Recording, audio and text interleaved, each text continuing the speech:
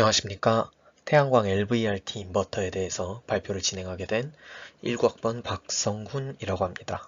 금일 발표에서는 LVRT 기능이 무엇인지, 그리고 해당 기능이 미비한 기설치인 태양광 인버터는 어떤 방식으로 개조할 수 있는지, 또한 해당 방안의 기술적 타당성과 비용, 그리고 확인 및 검증 방법에 대해서 다뤄보도록 하겠습니다.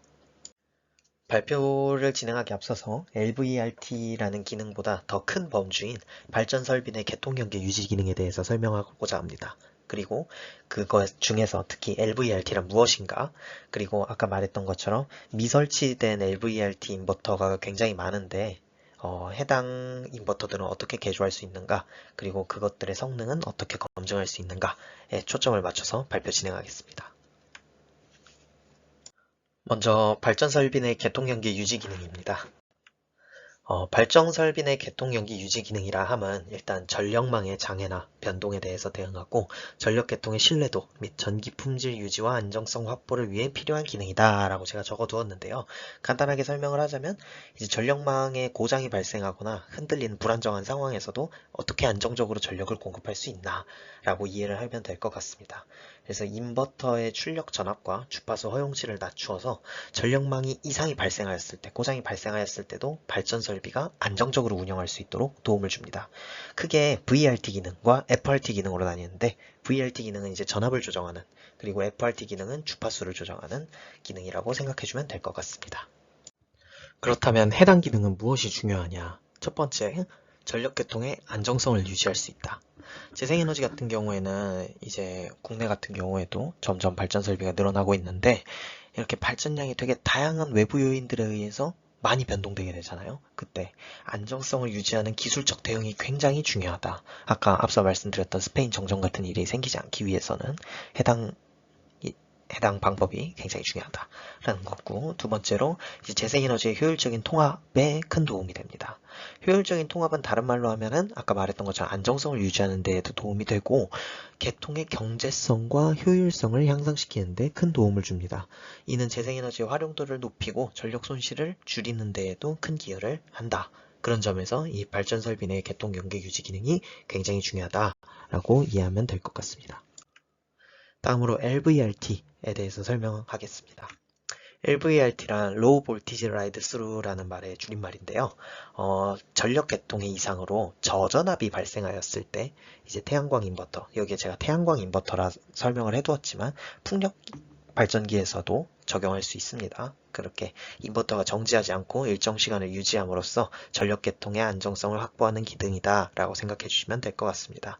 정말 세계 다양한 국가들이 이제 재생에너지가 많이 수요가 늘어나다 보니까 LVRT 기준을 만들어내야 되는데, 대부분의 나라들은 독일에 있는 LVRT 전압 경계선을 기준으로 하여 각자 국가의 그리드 코드에 맞게 기준을 만들어 적용하고 있습니다. 저도 오늘 발표에서 이제 독일의 LVRT 기준과 국내 LVRT 기준을 비교해서 해당 기술을 이해해 보고자 합니다. 먼저 독일의 LVRT 기준에 대해서 이야기를 드리겠습니다. 해당 그래프는 이제 독일의 BDW라는 회사의 LVRT 볼티지 바운더리 라인이라고 생각을 해주시면 되고요. 사고가 발생하였을 때 여기 보이시는 것처럼 사고가 발생하고 0초부터 150ms까지는 전압 감소율이 100%가 돼도 계통 연계를 유지를 해야 됩니다. 그래서 A 영역 같은 경우에는 보시면 여기 이 부분에 해당되죠. 이 부분에서는 계통 연계를 계속 유지한다 라고 보시면 되고, 그리고 이제 70% 미만으로 떨어졌을 때, 그리고 여기에 있는 이 바운더리 라인, 이제 뒷부분에 이 기울기에 대해서 설명을 하게 되어 있는데 0.67 pu/s 의 기울기를 따라서 이제 B 영역에선 특이하게도 계통 운영자와 협의를 한 후에 A처럼 동작할지 그리고 C처럼 동작할지를 결정하게 됩니다. 이때 이 C 영역은 어떻게 동작이 되냐? C 영역은 순간적으로 분리하고 사고 복귀하고 2초 이내로 재접속하게끔 규정이 정해져 있고요. D 영역과 E 영역에서는 딱히 별도의 의무 및 요구사항이 존재하지 않는다라고 설명드리겠습니다. 이제 국내 LVRT 기준에 대해서 설명을 드리고자 하는데, 국내 같은 경우에는 조금 특이한 게 송전계통과 배전계통을 나누어서 적용을 합니다. 일단 송전개통과 배전개통을 나누는 이유 자체는 송전개통 계획과 배전개통 계획을 만드는 주체가 다르기 때문입니다. 그래서 먼저 송전개통에 대해서 말씀을 드리자면 여기에 있는 이 리미팅 보더라인이라고 하거든요. 이 부분을 이제 이 경계선을 따라서 이 경계선 왼쪽 영역에서는 운전을 지속하고 오른쪽 영역에서는 개통과 분리를 한다 라고 정해져 있고, 이것도 마찬가지로 150ms까지는 항상 개통 연계를 유지를 하게 되어 있습니다. 그리고 이 보더라인은 독일의 아까 말씀드렸던 그 해당 기울기 있죠? 0.67 pu/s를 유지하게끔 되어 있습니다. 다음으로는 배전개통입니다. 아까 송전개통에 비해서 배전개통은 조금 더 복잡하게 생겼는데요. 해당 그 기준 그래프를 잘 보시면 100%를 기준으로 했을 때 위쪽 영역과 아래쪽 영역으로 나뉩니다. 여기에 있는 이 위쪽 영역이 제가 언급은 따로 하지 않았지만 HVRT라고 해서 하이 볼티지 라이드 스루 영역이고, 아래쪽이 제가 오늘 설명하고자 하는 LVRT 기준입니다. 그래서 해당 LVRT 기준도 동일하게 150ms까지는 개통 연계를 유지합니다. 그리고 여기 제가 90부터 110%인 경우 여기 90부터 110% 영역이라고 나와 있는데, 이 110% 영역은 HVRT 영역이기 때문에 따로 언급하지 않겠습니다. 그래서 90에서 100%인 경우는 정상 동작 개통 연계를 유지한다. 그리고 전격 전압의 70에서 90% 사이 영역, 해당 영역이 있죠. 이 영역에서는 여기 1500ms까지만 연계를 유지한다 라고 생각을 해주시면 되고요. 그리고 여기 50에서 70%인 경우에는 150에서 160ms까지, 그리고 만약에 50% 미만으로 50% 아래로 떨어지게 된다 그러면은 아까 말했던 것처럼 150ms까지만 연계를 유지하고 이후에는 개통과 분리를 시키게 된다 라고 이해를 하면 될 것 같습니다. 그리고 LVRT의 중요한 기능 중 하나인데요. 무효전력 공급에 관한 이야기입니다. LVRT 규정 중에서 무효전력 공급에 관한 규정은 일단 사고 중에도 개통의 지원을 위해서 무효전류를 주입하게 됩니다. 그리고 사고 후에도 유효전력 복구를 하기 위해서 무효전력을 계속 공급을 하게 되는데, 이때 기울기 제한을 따로 두게 됩니다. 이 기울기 제한을 이해하기 위해서 먼저 K팩터라는 것을 이해를 해야 되는데요. K팩터란 전압 감압률에 비례하는 무효 전류 공급 기울기, 즉 전압이 얼마만큼 떨어졌을 때 내가 어느 정도의 무효 전류를 공급해야 된다를 기울기로 정해놨는데, 그 값을 2라는 값으로 유지하게 됩니다. 그래서 지금 여기 있는 이 라인을 따라 보시면은 K는 2다 라고 나와 있게 됩니다. 그리고 여기가 지금 LVRT 영역만 표현해 둔 건데, HVRT 영역을 가도 그래프가 이렇게 아래쪽으로 기울기를 2를 유지하게끔 무효전력을 공급하게 되어 있다 라고 생각해 주시면 되고요. 데드존이라는 부분인데, 데드존은 쉽게 말해서 무동작 범위입니다. 동작하지 않는 범위. 그래서 지금 이 그래프의 파란색 부분이 데드존 영역인데요. 무효전류 공급 기능을 수행하지 않습니다. 해당 영역에서는 따로 특별한 조건 없이 무효전력 공급을 하지 않는다. 그래서 어떤 방식으로 무효전류를 다음과 같은 식을 따라서 이제 무효전류를 공급을 하게 되는데, 첫 번째 식은 이제 0.9에서 1.0 PU, 즉 아까 말씀드렸던 데드존 영역입니다. 데드존 영역. 그렇기 때문에 무동작 영역이라서 무효전류를 따로 공급하지 않습니다. 그리고 유효전류를 전격 전류의 100%로 공급을 하게 되어 있고요. 그 다음 영역이 이제 0.5 PU에서 0.9 PU 사이의 영역이고, 2번 식, 즉 해당 식을 따라서 무효전류를 공급하게 됩니다. 그리고 3번 영역이 이제 0에서 0.5 PU, 0에서 0.5 PU는 여기 있는 이 초록색 선과 이 노란색 선 두 개를 따라서 무효전류를 공급하게 되어 있는데, 해당 식은 각각 3번과 4번과 같고요. 2번 직선을 따라서 해당 라인에서 무효전류를 공급하는 경우에는 전격 전류의 최대 200%를 공급을 하게 되어 있고, 그 다음 영역에서는 식 4번을 따라서 공급하도록 되어 있습니다. 제가 반대로 설명을 했는데, 해당 3번 식이 초록색 영역이라 생각을 해주시면 되고, 4번 식이 이제 이 황색 선을 따라서 공급한다 라고 생각을 해주시면 될 것 같습니다. 이제 LVRT 개조 방안에 대해서 설명을 드리겠습니다. 국내도 이제 재생에너지 발전이 점점 늘어나면서 2022년 9월에 LVRT 기능을 보유한 인버터를 무조건 의무적으로 보유하도록 규정을 만들어냈습니다. 그래서 지금 여기 써 있는 것처럼 2022년 9월 18일로부터 해서 근거와 이제 붙임을 통해서 어떤 값으로 설정을 해야 되는지를 정해가지고 규정을 만들어 뒀는데요. 이제 해당 공문을 통해 보면은 아까 말했던 것처럼 이제 어떻게 해야 된다 이런 것도 적혀 있고, 그걸 확인하기 위해서 발전 설비 시험 성적서를 의무적으로 제출하게끔, 그리고 이제 설정치를 현장에서 증빙 서류 제출을 할 수 있도록 의무로 만들어 놓았습니다. 그럼에도 불구하고 지금 시행일이 22년 9월 28일이라고 되어 있죠.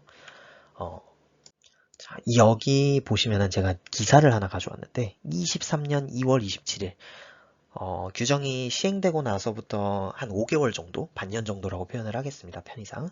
지난 시점인데 보시면은 전국 사업용 태양광 20.9GW 중 LVRT 확보 설비는 300mW, 즉 1.5%만 LVRT 기능을 보유하고 있는 인버터가 설치되어 있다라는 말입니다. 정말 규정으로 만들어졌지만 아직까지는 그렇게 많이 설치가 되어 있지 않은 상황이라고 생각을 해주시면 될 것 같고요. 자료를 많이 찾아봤는데 23년 2월 이때를 제외하고서 다른 시점에는 이제 어느 정도 설치가 되어 있는지 퍼센테이지가 따로 나와 있지 않더라고요. AI가 이제 여러저러 AI를 통해서 여러저러 매체를 보고 어느 정도 설치가 됐냐라고 물어보니 한 AI 생각에는 40% 정도 된 것 같다라고 하는데 정확한 근거는 있지 않았던 것 같습니다. 그러나 확실한 거는 아직까지도 이제 LVRT 기능이 탑재되지 않은 인버터가 굉장히 많다. 지금 보유 설치된 여부가 되게 미비한 상황이다 라고 이해를 하면 될 것 같습니다. 그렇다면 이제 LVRT가 없는 인버터는 어떤 방식으로 개조를 할 수 있을까? 크게는 소프트웨어적인 개조와 하드웨어적인 개조로 나누어서 설명을 할 수 있을 것 같은데요. 첫 번째가 이제 소프트웨어적인 개조 방식인데, 펌웨어나 소프트웨어를 업데이트하는 방식입니다. 인버터를 만든 제조사마다 이제 LVRT 기능이 소프트웨어적으로 구현이 가능한 경우들이 있어요. 제가 예시로 몇 가지를 찾아왔는데, 큐셀이라는 회사의 인버터는 이제 스마트폰 앱으로도 원격 업데이트가 가능하고요. 썬그로우라는 회사의 인버터는 블루투스 인터페이스를 활용해가지고 이제 LVRT 설정치를 이렇게 정해주면은 그거의 기준에 맞게끔 따라서 LVRT 기능이 작동하는 것을 확인할 수 있습니다. 이제 소프트웨어적인 방법 말고 하드웨어적인 방법으로는 첫 번째로 외부 LVRT 모듈을 부착하는 방식입니다. 일부 제조사에서 보조 장치를 제공해주는 경우도 있고요. 이제 디시링크 초퍼 같은 회로를 추가해서 과도하게 전압이 강화되었을 때 에너지를 분산시키거나, 아니면은 IGBT의 내압을 업그레이드 시켜서 순간적으로 떨어지는 전압에 대응하는 방식이 있습니다. 다만 이게 장치 간 호환성이 안 맞을 수도 있고 인증하는 데 문제가 있을 수도 있으며, 추가적으로 이제 아무래도 하드웨어적으로 무언가를 더 단다는 거니까 비용이 발생한다는 단점이 있습니다. 다음으로 인버터 자체를 교체하는 방법이 있습니다. LVRT 기능이 없으니까 LVRT 기능이 들어간 인버터로 그냥 통째로 교체를 해버리는 거죠. 사실 어찌 보면 가장 근본적인 해결 방안이라고 볼 수 있고요. 오래됐거나 기술적으로 개선이 불가능한 인버터는 아예 그냥 기능이 내장된 최신형 인버터로 교체하는 것이 현실적으로 봤을 때 가장 바람직하다. 그래서 KS 기준이나 캡코의 기준을 만족하면서 향후 추가적인 제약이 생겼을 때에도 대응이 가능하게끔 인버터를 교체할 수가 있고요. 아예 인버터를 통째로 교체하다 보니까 비용적인 문제가 생길 텐데, 국내 같은 경우에는 다행히 정부가 보조금을 지원해주는 사업이 있습니다. 이게 올해 나온 이제 보조금 지원 사업에 관한 내용인데요. 여기 보시면은 이제 사업 대상자도 정해져 있고, 이렇게 되면 혜택으로서 뭐 이런 것들이 있다. 그리고 아무래도 비용적인 문제는 전액 한전이 부담하겠다. 이렇게 나라에서도 돈도 지원해주니 LVRT 인버터 교체해라 라고 지원을 해주는 내용을 확인할 수가 있습니다. 그래서 이제 LVRT라는 것을 설치를 했다 하면은 그걸 어떻게 검증할 것인가? LVRT 같은 경우에는 이제 IEC 61400-21이라는 규정과 KSC 8586이라는 인증심사 기준에 명시된 시험 절차를 따라서 인증을 받게 되어 있습니다. 이 IEC라는 기준은 국제 표준 규격이라고 생각을 해주시면 될 것 같고요. 이 IEC 규정을 토대로 만든 것이 이 KSC 규정이라고 생각해 주시면 될 것 같습니다. 국내 기준이고요. 그래서 제가 한번 내용을 좀 정리를 해보려고 했는데 양이 되게 많아요. 지금 여기에만 나열을 해둔 게 사실 이 내용이 중요하다기보다는 이만큼 꼼꼼하고 디테일하게 인증을 하기 위해서 시험 절차가 정해져 있다라는 것을 보여드리기 위해 적은 내용들이고, 그래서 막 부속서를 보면은 이건 어떻게 실험해야 되고 이거 관리는 어떻게 해야 되고 되게 많은 내용들이 있고, 막 인용된 표준들도 엄청나게 많아요. 이게 밑에도 잘려 있는데 계속 나와 있고, 시험 절차도 이렇게 나와 있고요. 그랬을 때 이거를 AI를 통해서 조금 간단하게 요약을 좀 부탁을 해뒀습니다. 시간 관계상.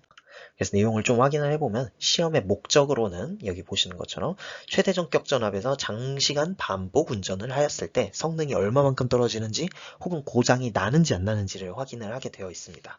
그래서 시험 장비를 이렇게 구성을 해서 막 어떻게 정확하게 하고 이제 시험 프로토콜을 확인을 해 보자면은 이 시행 횟수를 1부터 1000, 즉 1000번을 반복 수행을 했을 때 전압 1500V일 때 출력 전력의 110% 인가 110%짜리 부하가 인가되었다. 그때 30분 동안 운전을 하고 급정지시키고 10분 동안 냉각을 시킵니다. 그때 이제 남는 데이터들을 저장을 하는 건데, 그랬을 때 어떻게 하면은 이게 합격이 되냐 보면은 보호 기능 5동작한 게 몇 번? 0번. 1000번을 반복적으로 수행을 했을 때에도 한 번도 오동작을 하거나 고장을 일으키지 않는다 하면은 이제 합격 기준을 주는 것으로 되어 있고, 단 1회라도 고장 말고도 출력 전격의 80% 미달을 하게 된다. 그러면은 그거는 불합격 처리를 하겠다. 이렇게 되게 깐깐한 기준을 적용을 하고 있습니다. 그래서 이것도 쭉 읽어보면은 여기 IEC 규정을 따라서 동기화된 평가 체계를 적용한다라고 적혀 있는 것 또한 확인할 수 있습니다. 이렇게 오늘 제가 발표를 진행을 하게 되었고요. LVRT 뿐만이 아니라 HVRT 기능이라던가 오늘 크게 언급은 하지 않았지만 FRT라고 해서 주파수 변동에 대응하는 이제 계통연계 유지 기능이 있습니다.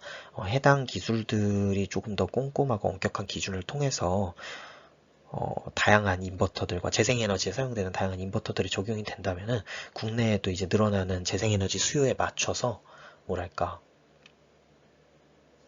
안정적인 개통을 유지할 수 있지 않을까, 그런 생각을 해봅니다. 이상으로 발표를 마치도록 하겠습니다. 감사합니다.